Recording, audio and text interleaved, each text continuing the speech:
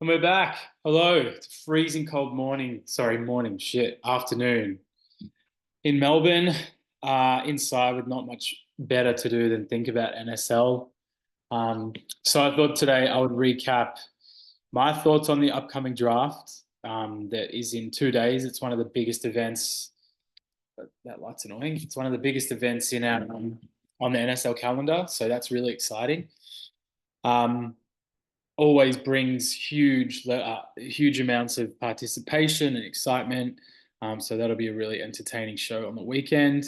So we'll look at that. I'll piggyback off Nelson Clem with any free agent updates, go through the NBA, look at gettable and forgettable. It was a great concept that Nels came up with because there's been a flurry of smaller free agent signings in the last couple of days in the NBA, and then finish off, look at some transactions in the NSL that there's been a bit of action lately. Anytime Smokey's in a groove and has a roster flip in mind, he's able to connect with a lot of people on a lot of deals. So I think that's what's happened. I was able to unlock some versatility for Lattice with our deal. It's allowed him to make a few more moves, or at least be linked to a few more moves. So if we have some time at the end, we'll finish off with that.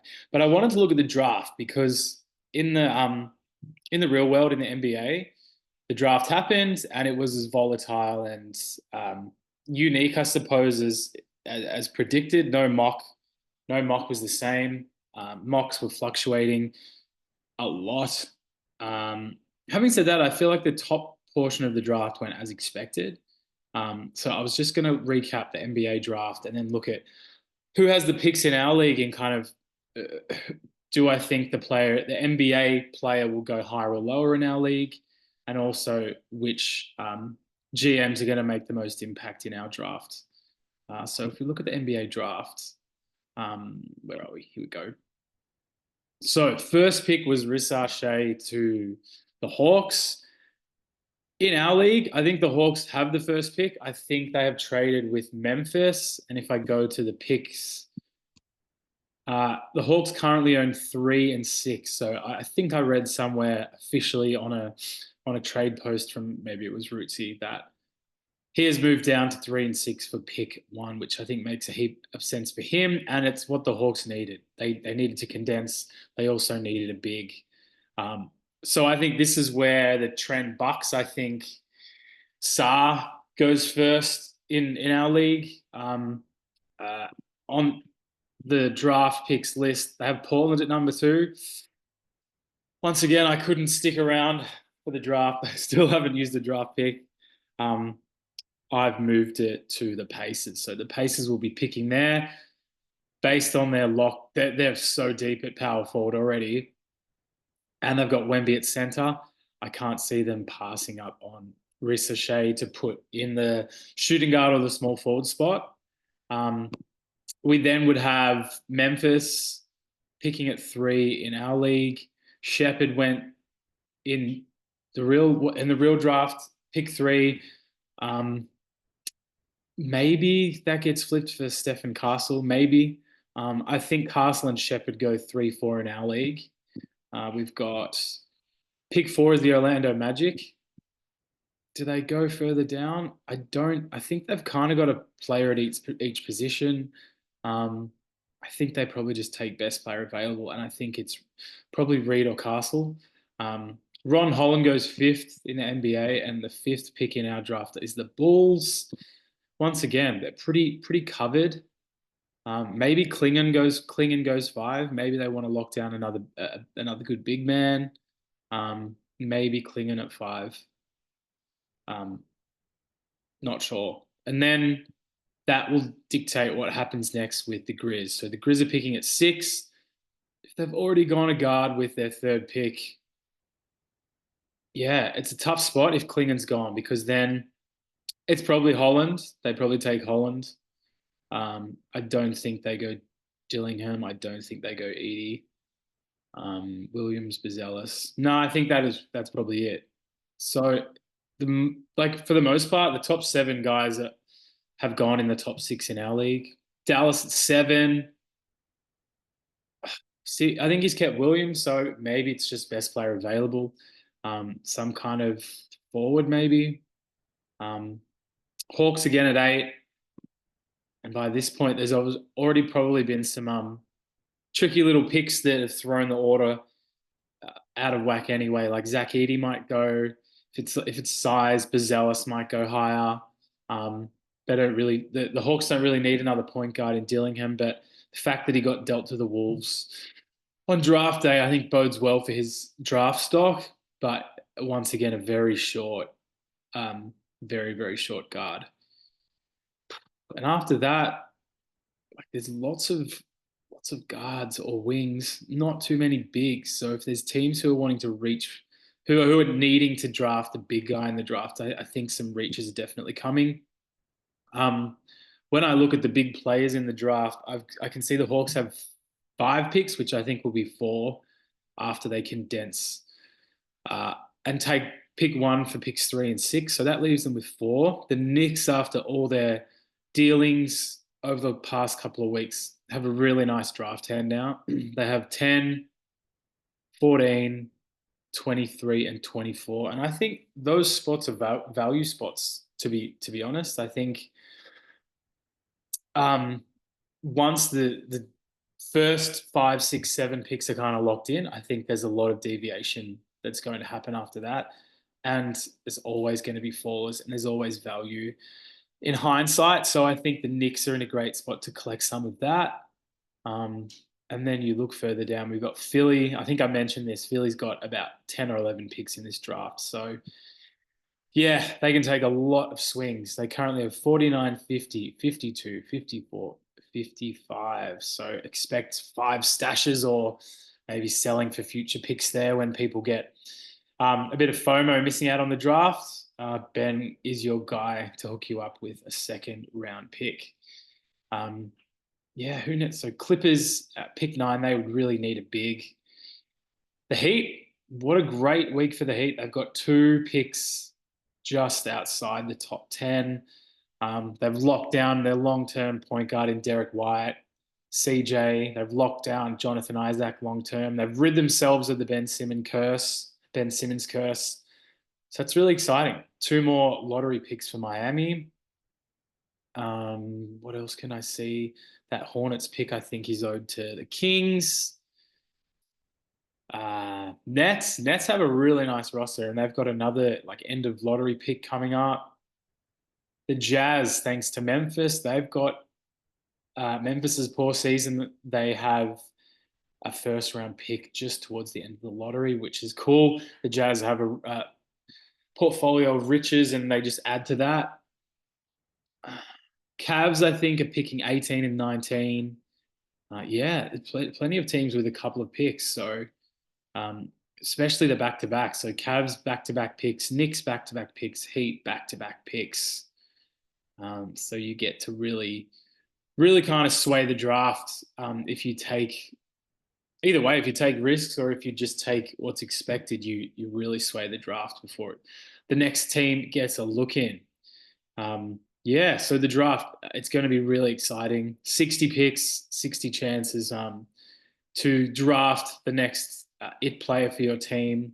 I thought this would be my year to be a part of it, but no, we will have to maybe wait until next year to launch some of the picks. So good luck to all the teams that are in the draft. Yeah, it's a great event. Can't wait to listen in and watch. So looking at what was next on my talking sheet, free agency recap. So if we look at the NBA, this is the current list of official moves that have gone in. LeBron James did take a max deal, but he opted out of his deal. I can't imagine any teams even have the space to take it from Josh. And the Wizards, Ingles is going to take the Kyle Anderson spot. So Ingles will be very gettable. He's changed teams. He's loyal to no one. Same with Alec Burke. He's swapped teams. He won't have any loyalty to the Pistons. Not that they might have kept the cap hold around anyway. Taurean Prince has flipped from the Lakers to the Bucks. He must have loved playing with the championship Bucks in the NSL. Damian Lee, I don't think he played all season. He's sticking around. The Bucks will be able to keep him if they want him. Heat re-signed Bryant. I think Bryant is on the Lakers, maybe. Not sure. Maybe the Nuggets. Not sure. But that's a handy re-sign. PJ Dozier is back in the NBA after a couple of years, so he'll be back in the pool. Kyle Anderson is being dealt in a sign and trade, so that forces the Grizzlies to sign him and forced to trade him, or they just waive him, I suppose, and he becomes a free agent. I can't see Rootsy waiving him when he can likely get something for the asset. Having said that, Slow-Mo's not overly sought after in 2K. Celtics just bringing everybody back. What a dominant display in the finals, and it seems like everybody loves being on that team. All their bench guys are coming back for minimum deals, and that's all they can really do. But it just means that locking down that really expensive, really epic starting five works because you can fill the bench with re-sign and refill the bench with those cheap role players that worked so well last season. So Mo Wagner was denied the team option by the Orlando Magic, and I thought that was strange, but now they've just given him a bigger deal. So it's annoying for Leroy because, yes, he gets the re-sign bonus, but it means he's a free agent and he can't move him in any deals until week 9 during the season instead of him opting in and him being able to be added to any deal.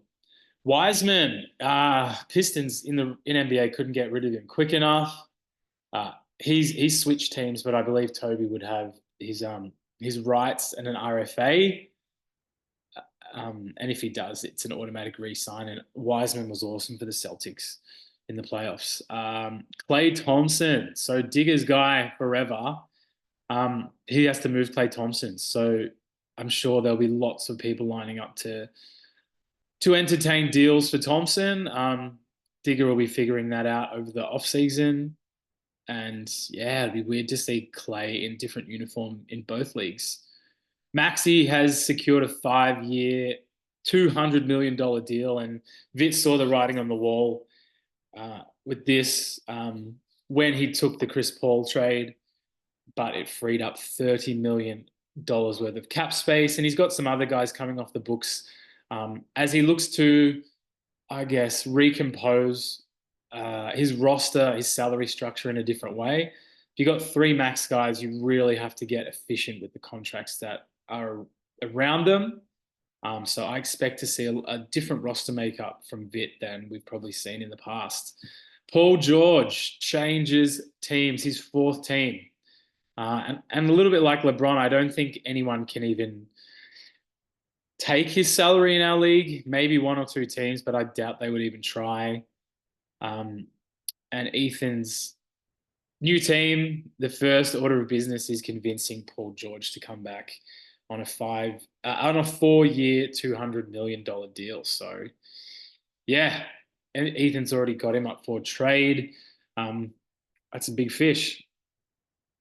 Tobias Harris, man, has he had a good career? He's made, I think, with this last contract, or maybe even before this contract, $300 million he's made.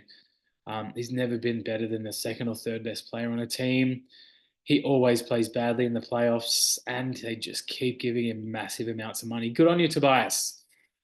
He will be renounced by the Hawks, I would imagine. So someone is going to grab him on free agency, during free agency. Maybe it's Clippers or Mavs or another team with cap space that I'm not sure of. Oh, Hartenstein. My worst nightmare. OKC just blowing the New York Knicks offer out of the water. An offer he can't refuse, and he leaves to a really good situation in OKC, but for way too much money. So we will stomach that and bring him back. At least put a max bid down and try and bring him back because I really like Hartenstein, but that is crazy overpaying amount of money and it kind of messes with my cap. So that is annoying. Bumba bounces around to another team. I wonder if Pete gives up or drops another 99. Gary Harris hasn't been on a team, I don't think. Maybe he has, but he's got a lot more palatable contract now. He'll be back on a roster. Chris Dunn, career back He's joined the Clippers. He'll be a nicely sought after minimum free agent who's got really good 2K impact for what he costs. Goga, who's really had a career revitalization in Orlando, re-signs, which is massive news for the Pacers. And Yeet, Temple still getting a contract. Who cares? Batum, really friendly deal. Someone will nab him with their MLE. DeLon Wright is leaving in the NBA, which means he'll be leaving the Wizards. Jalen Smith opted out. He's left. He's on the Jazz roster. He'll have some kind of bird rights and a little bit of a leg up to sign him, but I think he's in that MLE range and he won't have a bonus. Melton has left. He's on the Boston roster, I believe, so he's likely gone. Wiggins and Isaiah Joe had their sort of options denied, and they've re-signed them to, like, Wiggins got a 5-year deal and Isaiah Joe got a 4-year deal, I think. So Joe is on the Jazz and Wiggins is on the Wizards. I had no idea both those guys had done so well and showed in their 2K rating, but congrats to those teams. Gaza is back in mini. I don't know who has Gaza in our league. Eubanks has left. Who was it? The Suns? Yeah. And now he's signed a 2-year deal with the Jazz, so Eubanks will swap in our league as well. Harden re-ups. Chris Paul, after that big contract was waived, I swear within the next 30 minutes had signed with the San Antonio Spurs. KCP leaves as well. That's been highly talked about. Nets have the inside track to keep him with rights, but some other team with cap space has a really good chance to get him. Derek Jones Jr. left in real life. Oubre resigns. Love resigns. Quetta resigns for Digger. Drummond, it's already been mentioned. Drummond has left in real life, which means he is at risk of leaving from the Lakers. And that's a really tough spot because we have now the random factor of about 15 in free agency. So yeah, you've got a great record, but you've got a lot of really big superstars on that team as well when it comes to that free agent leveler. So I think Drummond is very much live and in play for multiple teams. It's been mentioned Val might be a sign and trade. So the new GM, big body for the Wolves, welcome mate. He might get to recoup some of that value if Val in fact is a sign and trade. Eric Gordon bounces around again. He's left. Marshalls has bounced. I think he plays for, maybe it's the Jazz in our league. He's gone. Porter Jr., after his year exile, comes back to the Clippers. They really don't care who they sign in terms of their personal traits. Cornette, the 2K legend, he's coming back. Dill, very fortunate. Yeah. Toppin resigns, so good work. LJ, hope the toe's healing, mate. Toppin will be back. And Yurtseven, so Ben's second, even starting center sometimes last year with Adams out. He's gone. I wonder if he sticks around in the NBA. He was a 2K legend. And that's every move so far. At least it's updated on this article. So I'd say 2/3 of those, or maybe just over half actually, have moved. So plenty to be had, plenty of action to be had. There's not a lot that's set in stone other than those bigger contract players who it's harder to steal anyway. Yeah, lots of movement already. Exciting stuff. Last on my sheet was just looking at the transactions in our league. So what's been happening? There have been some moves. So we saw this morning.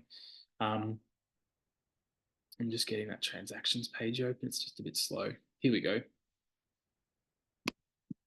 So what have we had the last week or so?